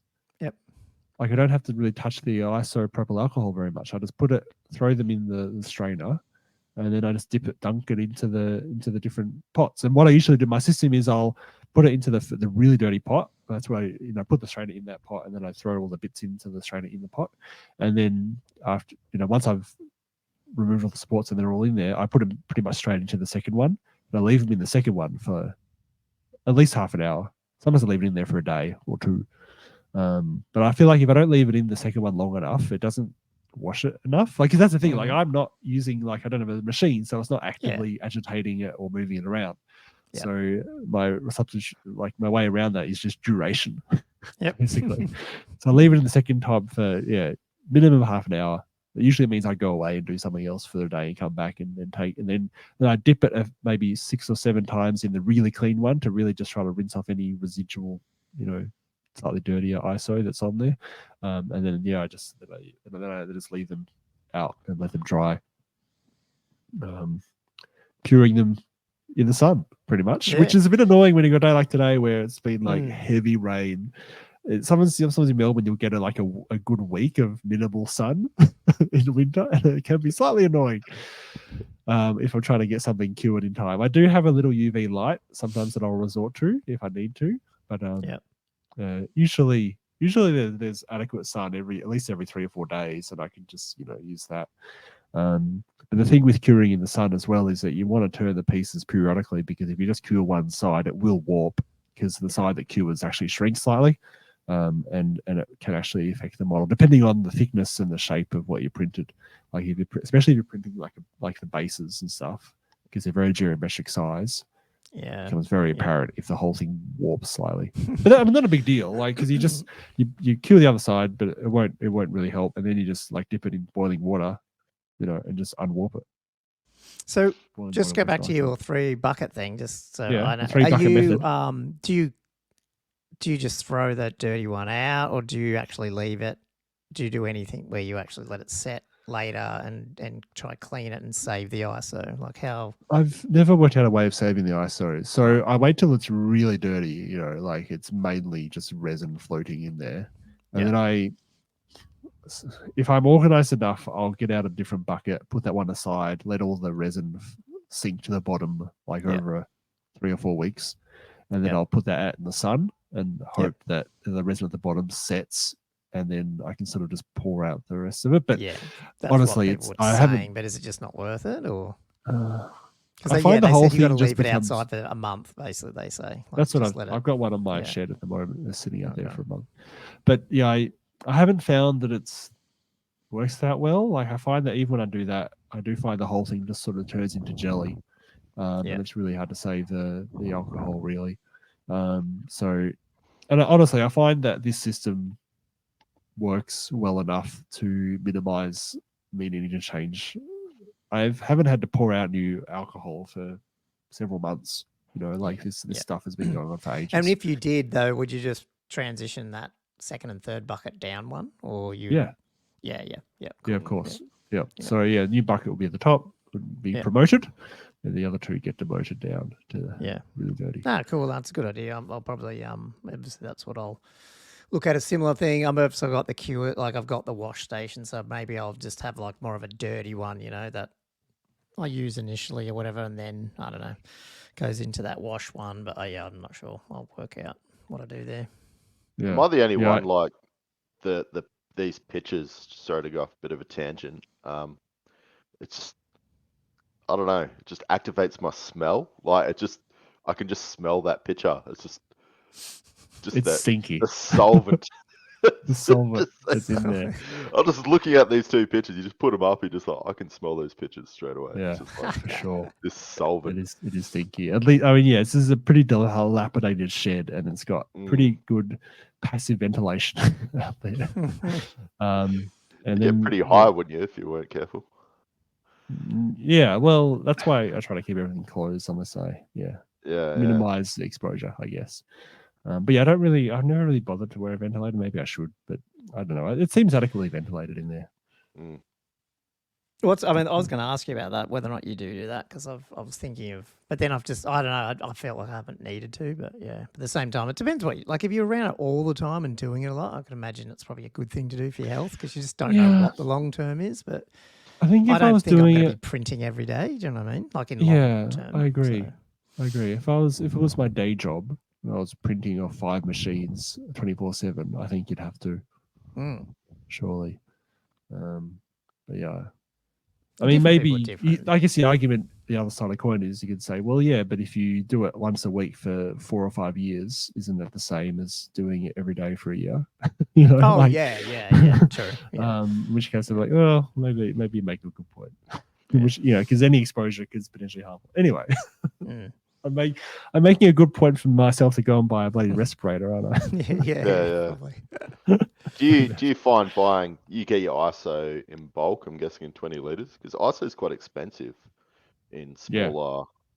That's what I was trying to find, and then I've just gone with what Josh, which is a good one, the Melbourne Solvents. Although I went off Sydney Solvents. Is that the same company? The logo looks the same, and they had a discount yesterday anyway, so I grabbed it from there. But yeah, sure. Looks exactly the same, but it says Sydney Solvents.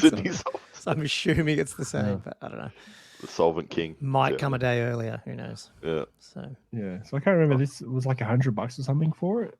Yeah. I can't quite remember. Was it like that? It's not bad for 20 liters. Which is not bad for 20 they're liters. like 200 this if you buy it from a normal one, and these guys are Yeah. generally cheaper. And then they tend to have these sales where you get them for like $80 to $100. So yeah.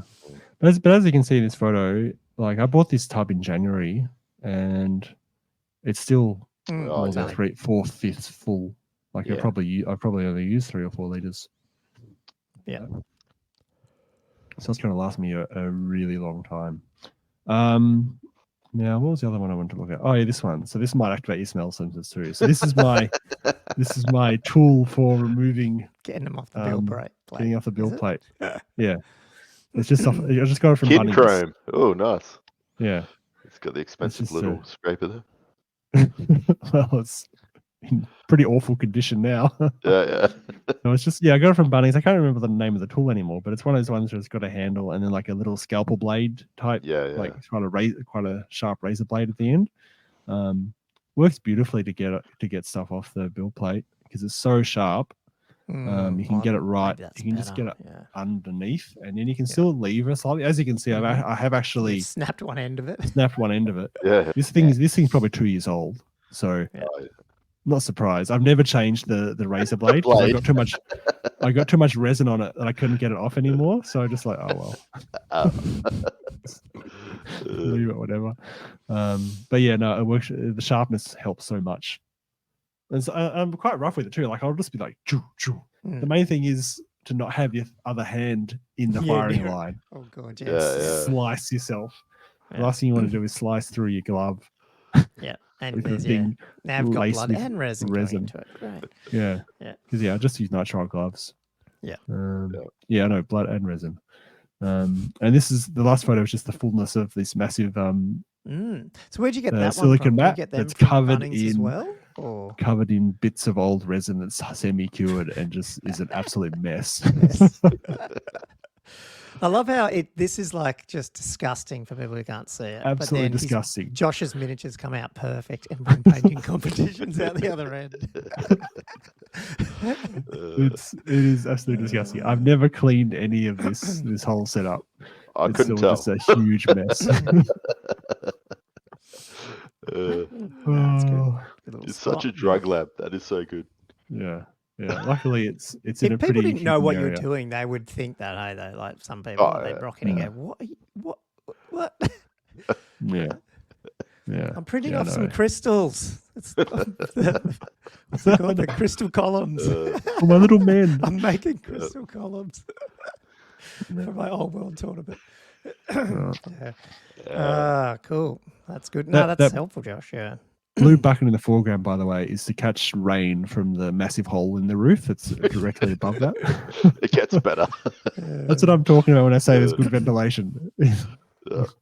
So I was, I mean, that's probably answered a couple. I was thinking about asking about, like what are some of the things you'd recommend people pick up? And I think you just went through it there, just in terms of obviously a bin that you can just throw stuff in as well. Obviously, you've got those little tools that you just shared, so that's really cool. I don't think there was anything in there that I didn't know about, but there's good little options there that I might go check out, especially because, like I was saying, the the scalpel, not scalpel, it's the my brain's not working. The spatula thing that they give you to get it off the build plate that came with it, the scraper. Yeah, maybe that your tool looks. Yeah, I was even thinking which one did they give sharper. Oh, they give you a plastic and a metal, like a normal metal painting, basically. Oh yeah, they give you that now, do they? Yeah. No, it needs to be just a bit sharper. Yeah. It'll work much easier. Yeah, and I think that was one of the issues that I just realised I have to find a better solution or just but it's a bit of technique, like you said right at the beginning, though, I think, because I got better at it, knowing how to hold the build plate too and do it at the same time. Because the thing with the satin, it doesn't have a big end. Not like I see some of them, and I don't know which brands they like. You can almost like hold the build plate because it's like the end of it's quite long where it connects on. And so you can hold the end and then the build plate's up here. Like you've got like a handle almost, and so you can really like bang it. And but the satin's like that big. So like it's quite hard to hold from the back. I don't like holding that in just in case you ruin your leveling. Not that it matters less in the satin, I guess, but in the old Mars. Yeah, well, it doesn't have any. If I'm hanging on to that, I'll completely ruin my leveling calibration. So normally I just have one end of the build plate on the table and I just like scraping down, that to get it off. Yeah, cool. Let's chat resin quickly though. Like, Oh yeah. yeah, just in terms of obviously I bought what you bought because I just asked you. I haven't mixed, so the ones I printed them were just straight the fast because I thought I'd got 3 fast bottles coming, but I've got 1 and then I've got another 2 coming, and I've got one of the tenacious. So now that it's a bit lower, I'm going to like do the mix that you were talking about. And even Kenny, 6 inches, I asked him today, he even told me the same mix. I was like, oh, that's what Josh uses. So the 20% tenacious, 80% fast. Oh, he might have said, it was either that or 1. He might have said 10%, but yeah, either or, like everyone's got their own little formula. Yeah, it's probably a little different, but yeah. Okay, cool. You do 20, works well. 80. Yeah, cool. To be honest, I don't actually measure it. I just eyeball it. When the resin's a bit lower, I'm like, I guess I'll put a bit of tenacious in. Yeah. Like it's completely. That's what I'm going to do. That's what I thought. Like I've probably gone through. I don't know. With all that, might be. I don't know. Like I'm just going off the calculations it said in the slice. It might have been 200 mil or something. I don't know. Like how much do you reckon a unit of dwarves is? That full. I don't know. Might have been 100 and something mil, if that. Yeah, maybe 120 or something, I guess. And then the chariot. So I might have used 300 mil, maybe. I don't know. You do go through a fair bit. I don't know if you saw, but in the foreground of that photo, there was You had 8 bottles there or something. Multiple 5-litre bottles on the floor, as well as all the bottles. Oh, yes, there was. Yeah. The black ones, yeah. So that's what I'll do, though. Tomorrow I'm going to mix up the tenacious in and have a play around with that as well. Probably is a good idea to like pre-mix it, actually, now that you say it, and actually just have it. Oh, that's a good thing. You eyeball it into the actual vat. Yeah. Oh, sorry. I thought you were pre-mixing them. It's completely inaccurate way of doing it. But I really should actually get around to pre-mixing it. I just never get around to doing it. Right, okay. Well, I'm going to do that in one of the other ones and write on it and just have the mix, which one's mixed and which one's not and stuff. So question with it though. So I guess for people who do or don't know, like why the hell are you even mixed? Like, what are these? What's fast versus tenacious? Oh yeah, we should probably define those. And why are you even wanting to do that? Yeah, because it's like, I mean, the fast is, I feel like it's their baseline one for model printing. Like they've got a whole lot of range in Soraya range. They've got other sort of build ones that are like, very resistant to compression, and they've got other sort of sculpt ones, I think, as well, that have got other sort of properties. But the fast one seems to be the go-to for mini painting, as just a general ABS-like, fairly solid, not too brittle resin. But then adding in the tenacious one, which is a really interesting type of resin, because if you print stuff by itself, you come out with this really not quite soft, but very elastic consistency of material. So like if you print off a mini in 100% tenacious, it'll be almost impossible to break it. Like you can just turn it on its side, like double it back, and it'll just bendy, revert. It's super bendy. Super. Is that like the D&D miniatures? Have you guys ever got them? They're quite soft. I've got some, but not soft ones, I don't think. But yeah. The ones that I've got, they're quite very bendy. So So that elasticity just takes away some of the brittleness. So if you have that as a portion of it, in your mix, it just means that some of the thinner extremities of your mini aren't going to be so easily broken. Like it takes away a lot of the brittleness and just gives a bit of flexibility, so that if you have a minor trauma event, it's less likely to snap. The other side of the coin is though, like sometimes you don't want to put in too much. Like I did when I was printing off the chariot, like the princess chariots back in the day for the CanCon. Oh yeah. I probably put in a bit too much, because those chariots were sitting on quite thin axles. Those axles actually sunk slightly because they were quite thin. They were supporting quite a lot of weight. So I actually ended up having to drill a wire in the bottom of the carriage just to lift it up again. Because the axles themselves, because of the tenacious in there, eyeballing took away. Maybe it went to 40%. Oh, funny. Cool. But yeah, there's lots of other resins. Yeah, I do prefer the Soraya one. Probably A, because I've been using it for ages, and B, I just find every time I try to use some other resin, I seem to get more fails, and so I just end up sticking with it. Because I have gotten the Elegoo ABS like one a few times, and that seems to work fine, and it is a bit cheaper. But I still most recently when I was using it, I was actually still getting random fails, and I just ended up being like, okay, well, the Soraya works for me on this printer with these settings, so I'm just going to stick with it from now. And that's what two other people have told me the exact thing. Exactly, you'll work out what works and just stay with it, because otherwise there's so many options. And right now I'd take a few shots in the dark of different things. I'm not really in the dark, because people who know more about it than me are giving me decent suggestions. But like, it is worth probably buying some of the Elegoo ABS like and trying it in their printer as well, with a bit of mix it in with some whatever Tenacious or something or whatever. I usually do mix it, just to test it out. But then again, like today, I bought 2 of those Soraya Techs on Amazon because they were on special today, cheap, and it was cheaper than the Elegoo anyway. Because I was actually going to buy some Elegoo today. I went, I'll buy a couple of different types, and today only, this is cheaper, so I just bought it. I bought the Soraya Tech again. So nice. Yeah.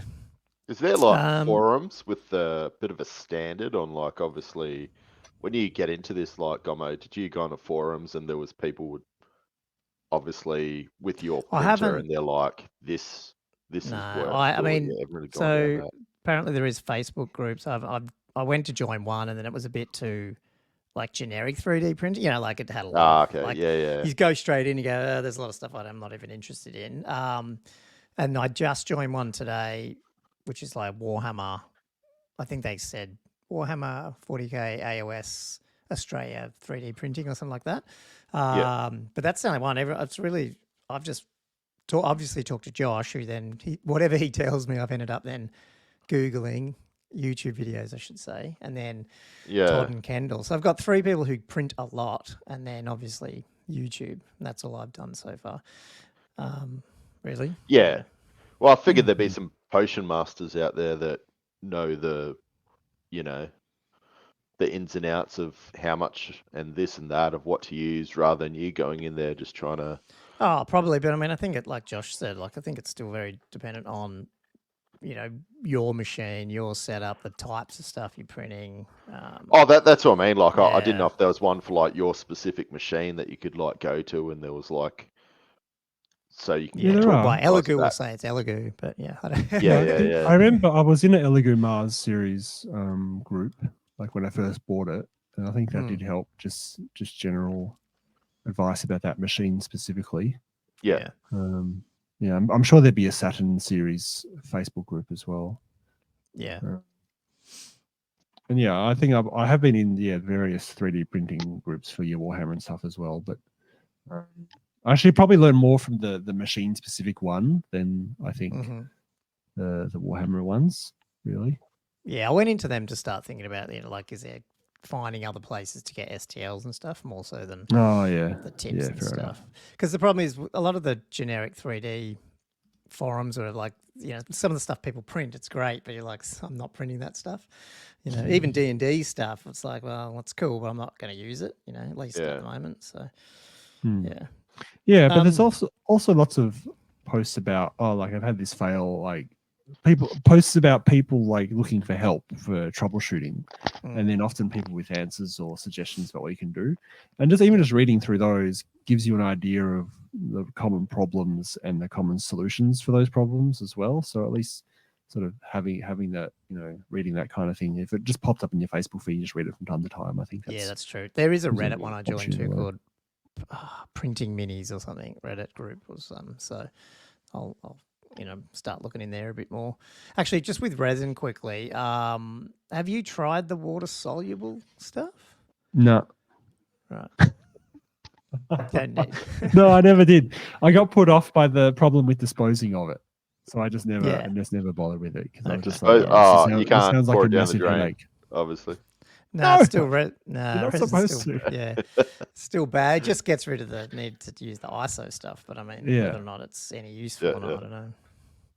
Yeah, but no, I haven't. I've never actually tried it for that reason. I did try getting the eco resin initially, like not the water soluble one, but there was like an eco one that apparently breaks down more easily or something like that.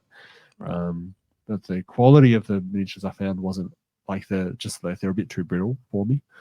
So I ended up just going to the proper fast Sriracha stuff. Doesn't it just cure in the sun? Like, is it UV cured? Yeah. So can you just cure it and just throw it in the bin? The liquid resin. Yeah. The problem with the liquid resin itself is that it doesn't cure well. This sounds bizarre. It doesn't cure well if it's still exposed to oxygen. So it needs if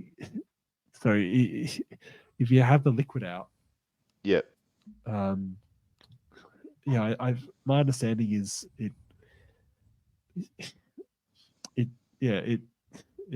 how am I to describe this? What are you trying to ask me? So it was about just disposing of it. Ones. No, I was just thinking if it's UV cured, you could just expose it to the sun, cure it, and then just throw it in the bin. No, so the problem is if you've got like residue on stuff, like on the external bottles and that kind of thing, it doesn't cure into like solid stuff. It just stays sticky. Yeah, okay. So it's this weird sort of semi-cured state. Somewhere in the middle, Yeah, and so you can't get rid of it unless you wash it with acetone or something.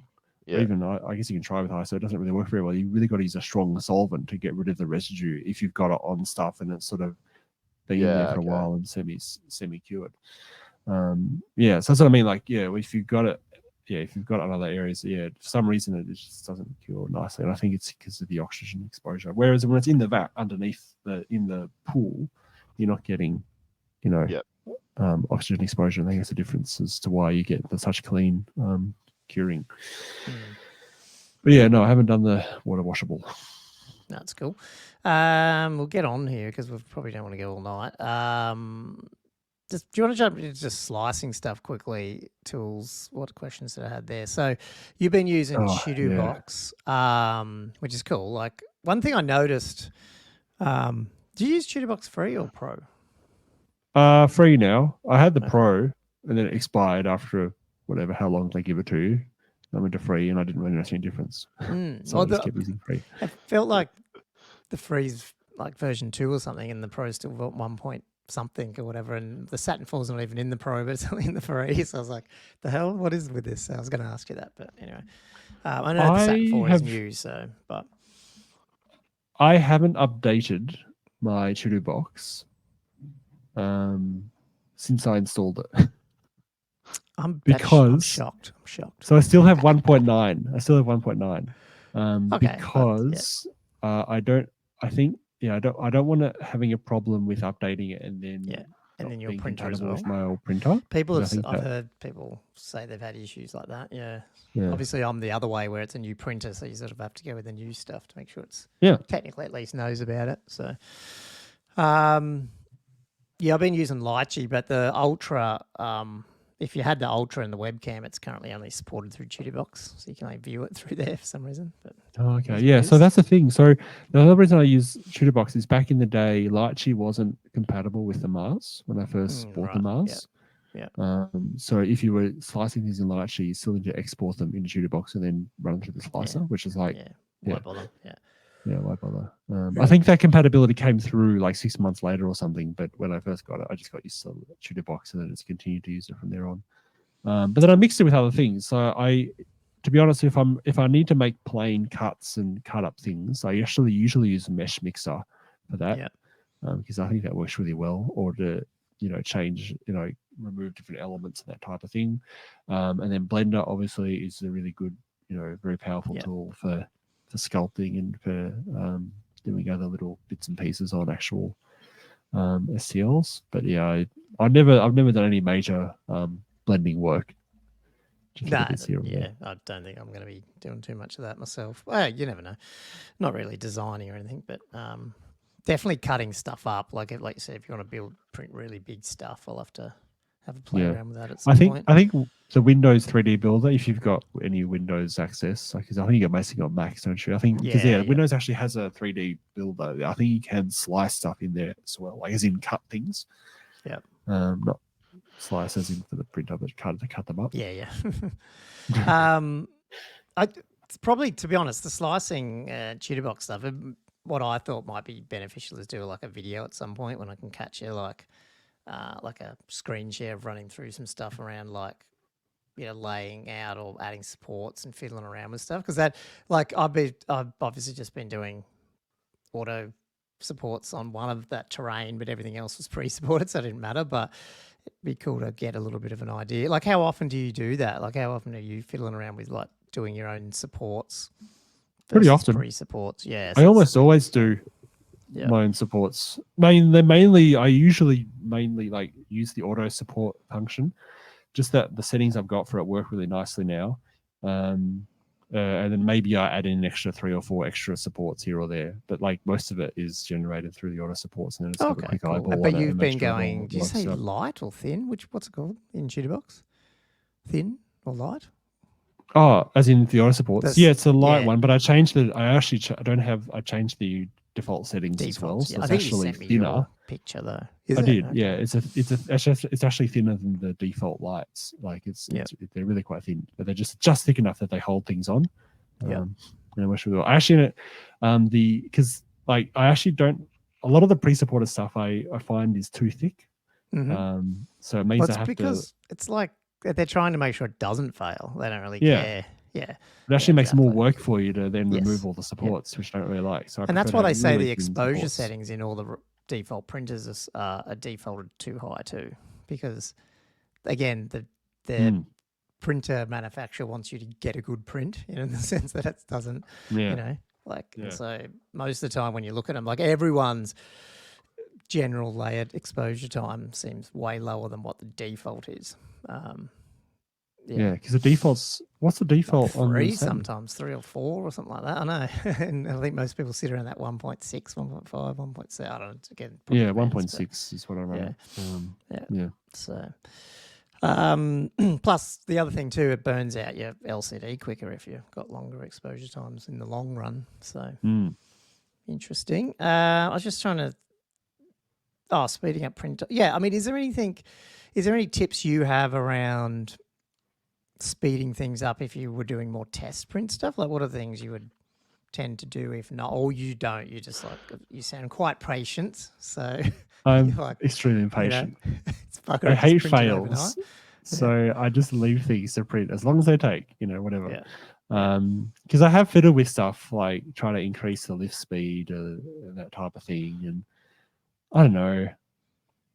If it's just my printer, but when I push it, I end up getting more fails and I end up wasting more time dealing with the fails, because then you're going to drain out the tank, got rid of any bits that are out and that kind of thing. You redo the print. I've found over time I'm better off just being patient with the little Mars and just leaving it for as long as it needs. I haven't. So this is the thing. Maybe the Saturn will be lazy for people because, it also has the. Again, I haven't had to test it technically. Well, maybe I did because that thing did fail, but it's still. I didn't check the VAT, and I went, "Oh shit, I should check that. There's nothing in there." But then it's got the auto detector for that, and I was like, okay, it's saving my ass. It won't print if it detects stuff in there. So newfound dangled. Oh, machinery. It's got all these things. Yeah, you don't have to worry about it. So each fail, I have to go to use my own judgment. I'm like, do I drain this or do I? I'm pretty sure I've got all the bits out. I'm pretty sure it's mostly on the build plate. Do I risk damaging the film? I'm just conscious that we got on time here, guys. So I'm just, I had chats around miniatures here, but I mean, is there any minis? Patrons that you'd shout out? Obviously, we talked about Highland, and there's what was the other one that we talked about? Lost Kingdoms. Are there any Lost Kingdoms I use for the bits for the Slaanesh army. One of the other ones I really like is Epic Basing. That's where I yes, got the yep. thorns and stuff That's from. awesome. Yeah, They're not been cheap, going through them. but they are really nice basing bits. And They they've got a don't huge have a variety of Patreon or stuff. anything, do they? They're just No, a they website. don't. Yeah, They're just a website. Yeah. They've got a huge variety of stuff. They've got a huge variety of sci-fi stuff as well. That when I was trying to start a Heresy army, I was using, and it really takes the whole base to another level if you're trying to do urban sort of debris type stuff. I really like them. What else? What are the other ones I use? Oh, Medbury Miniatures is another one over on Patreon, which is I need to look at that good one. old Medbury sponsor Miniatures. from Yeah. I'll have to jump on his. I think with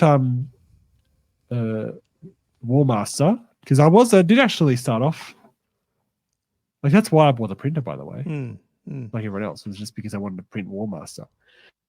And it ended up finding it was really useful in a lot of other ways. I think the what is it? The green dragon miniatures. Okay. I'll whack all these in the show notes for people. What is it called? I can tell I'm be doing a lot of website browsing. Forest Dragons. Sorry, Forest Dragon. Yeah. Forest Dragon. Forest Dragon really miniatures, is it? Yeah, well, I think just for the Warmaster, I really like Warmaster, those. Yep. Terrainify is also a really good one just for general terrain. Yes, that's the other one. Yeah. Did you mention Monstrous Encounters? Have you had much to do with them? Oh, I actually bookmarked them. I joined them the other day. Actually, just before, I went on their Patreon. Ooh. Monstrous Encounters. Nice. They've said they've got quite a few retro models, like old school. They've got like the old Bloodthirsty dude and I was looking at retro chaos. I was thinking, how cool would a retro chaos? Nice. I haven't looked at them for a while, so maybe they've got some stuff there. There's one that came up on. It's not a Patreon, but it was just on My Mini Factory. It was on a special on their banner, and I can't remember what it's called. I have to look at it, but some of their stuff, they probably don't have enough miniatures in there to make a full army because they had like things like 3 like men at arm looking guys and stuff like that. But just and some of their undead sort of scary sort of stuff and just disgusting, like these, I don't know, alien egg thing, but fantasy, but just like stuff that you could play, maybe make a vampire count army out of, and that just the art was just fabulous, but also disgusting. Like it was just like, oh, this would be cool. Like if you actually build up an army of stuff that's full proxied, but I mean, you get this is the advantage and excitement of being able to just print these things out because you're like, wow, that looks cool. Providing it, obviously people know what you're playing it as. One of the memberships I still have that hasn't been active. There was one from when I was doing Warmaster called Mini Rat Studio, who had done a whole bunch of Empire and Dogs of War stuff. Nice. He's Ukrainian. Oh, he might be on the front. And when the war started, he got caught, like he went straight into the army. He hasn't printed, like he hasn't published anything. He hasn't popped back up. Hopefully he's alive. But I know, like he pops up from time to time. So he is good. Like I'm still a Patreon of him because I feel like I might as well just keep supporting this poor guy. Yeah. And every 6 months he posts like, "Oh, I'm still alive, guys," and like a few photos of like these like pretty awful looking like situations that he's in. He's getting some first-hand experience to come back and model. So I think the last post was back in February, but I don't know. One thing, and Josh, you can answer if you know, but this can also be for our listeners. I'm after spell vortexes. Like there's a foot one that I found. I don't know if it's the best one or not, but I really would like a Pillar of Fire one and stuff like that. I want to make some of those ones to use because I think that would look really cool. And there is a few hanging around. There's definitely like a column of crystal and stuff, but if anyone knows of an actual full set or if anyone's done a full old world one, that'd be pretty cool. Just because I think you do see a fair few templates hanging around, so cool. That'd be cool. I haven't really seen them, so that'd be interesting to see. I'd like to see them. Yeah. I don't know. Is there anything you want to? I guess we chatted a little bit. Like I was talking about speed times and layers and stuff, but you've answered all that sort of stuff for me anyway. So it feels like what you put me on a really good course, Josh. So thanks for that, and it helped. And I think the printer helps as well. That it's a great beginner friendly. Just seriously, it was like shut the latch, put your design in and press start almost, and it's been working pretty flawlessly, except for me frigging around resizing things. Like if I didn't touch that, I would not have had a failed print yet. Yeah. Yeah. So that's pretty cool. I mean, not that I've printed heaps. I've printed 4 things. So, but still. No, but still, you've printed 4 things that weren't in existence until now. No, that's all right. I'm a bit worried about how much I'm going to have, given that I still have a lot to paint, and if I'm just creating more to paint. But anyway, it's all fun. It's a real Pandora's box you've opened. Yeah. Yeah. Anyway, it's a bit of fun. So Andrew and I can plan out this Beastman army and augment the Games Workshop stuff we have with some of these other 3D stuff and have a Beastman army. That'd be cool. But I'll add it to all these pictures. You're going to have a shopping list. You've got a printing list, Andrew. Send it over. You a lot. This is where you got to print things out as fast as possible, right? Just so you get them ready to be painted up. Ready to put them in the box.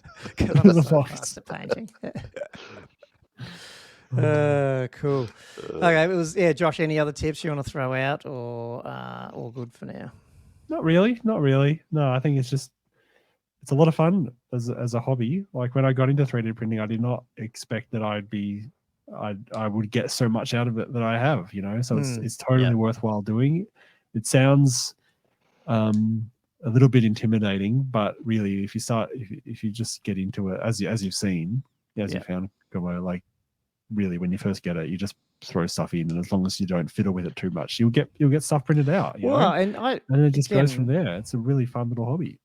Yeah, I'm obviously no expert, but being a beginner and playing with what I would say is now a very beginner friendly in the sense that all those new features they added, like you could easily see in the next even the one they've got now, plus the extras, like you were saying, you had it in your room, like those air purifier units. Like it's actually not.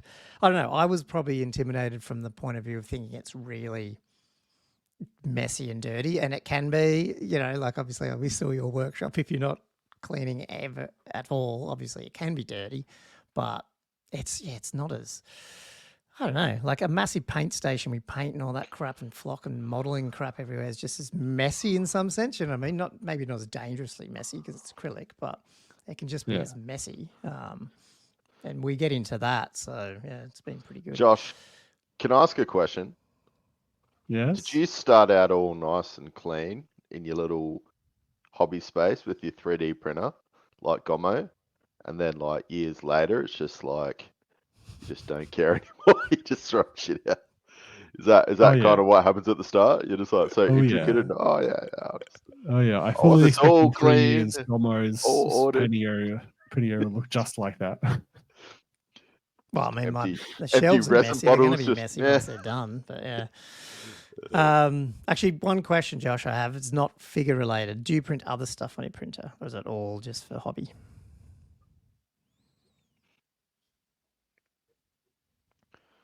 No, it's all just for hobby. Hobby. Oh, that's a deep question. I was thinking, I was like, have I printed some non-hobby stuff? No. Because my kids already want to like print some stuff like from their things they watch, but at the same time, I keep asking them, at least the last couple of days, have you found something to print yet? Oh no, I pointed them to the websites, but I'm like, oh well, Daddy's using it if you don't get in the queue. It's not happening. Yeah.